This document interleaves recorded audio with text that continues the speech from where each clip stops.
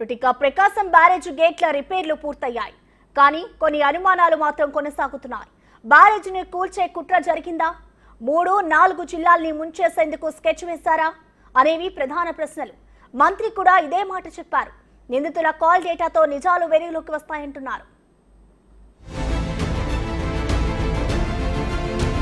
ప్రకాశం barrage ని బోట్లు ఢీకొన్న ఘటనపై ఇరిగేషన్ అధికారుల ఫిర్యాదుతో రంగంలోకి దిగిన పోలీసుల దర్యాప్తులు అనేక సంచలన విషయాలు బయటపడ్డాయి. ఈ సంఘటనలో కుట్రకోణం ఉందని ప్రాథమిక నివేదికలో స్పష్టంగా చెప్పారు. అంతేకాకుండా 40-50 టన్నుల బరువున్న బోట్లు ఢీకొట్టినట్లు తేల్చారు. ఢీకొన్న బోట్లు వైసీపీ నేతలు, ఎమ్మెల్సీ తలసిల రఘురాం, మాజీ ఎంపీ నందిగం సురేష్ అనుచరులవిగా గుర్తించారు. ఇరిగేషన్ అధికారుల ఫిర్యాదుతో కీలక నిందితులైన రామ్మోహన్, ఉషాద్రిని పోలీసులు అరెస్టు చేశారు. ఈ రామ్మోహన్ అనే వ్యక్తి రఘురాంకు మేనల్లుడవుతాడని పలువురు చెప్తున్నారు. ఇసుక అక్రమ తవ్వకాలకు నందిగం సురేష్, ఉషాద్రికి చెందిన బోట్లని వినియోగించుకునేవారని పోలీసులు దర్యాప్తులో వెల్లడించారు. బోట్ల రిజిస్ట్రేషన్ల నెంబర్ల ద్వారా యజమానులను గుర్తించామన్నారు. కొట్టుకొచ్చిన 5 పడవల్లో 3 పడవలు బ్యారేజ్ ని ఢీకొట్టాయి. బ్యారేజ్ ని ఢీకొట్టిన 3 పడవలు ఉషాద్రివేనని పోలీసులు చెప్తున్నారు. మరో 2 పడవలు సుధీర్, స్వామి పేరు పైన రిజిస్ట్రేషన్ అయినట్లు నిర్ధారించారు. ఈ నెల 2న తెల్లవారుజామున 3 గంటల సమయంలో 5 బోట్లు ప్రకాశం బ్యారేజ్ గేట్లను ఢీకొట్టినట్టు పోలీసులు స్పష్టం చేశారు. కొట్టుకొచ్చిన 5 పడవలకు సంబంధించి 5 ఎఫ్ఐఆర్లు నమోదు చేశారు.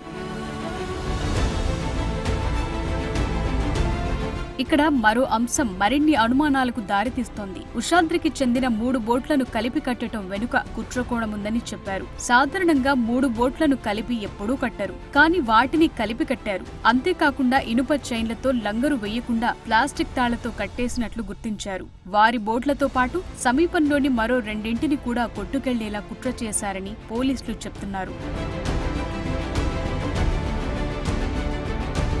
వర్షాలు వరదలకు ముందు వరకు ఆ బోట్లు ఉద్దండరాయుని పాలెం వద్ద ఉండేవి. వారం క్రితమే గొల్లపూడి వద్దకు తీసుకొచ్చారు. అంతేకాకుండా ఆ బోట్లకు వైసీపీ రంగులుండడంతో వైసీపీ పెద్దల హస్తముందనే వాదన బలంగా వినిపిస్తోంది. గట్టిగా కట్టాలని స్థానికులు హెచ్చరించినా పట్టించుకోలేదనే ఆరోపణలు వినిపిస్తున్నాయి. బోట్లు ఢీకొన్న ఘటనలో కుట్రకోణం స్పష్టంగా కనిపిస్తోందని మంత్రి నిమ్మల రామానాయుడు అన్నారు.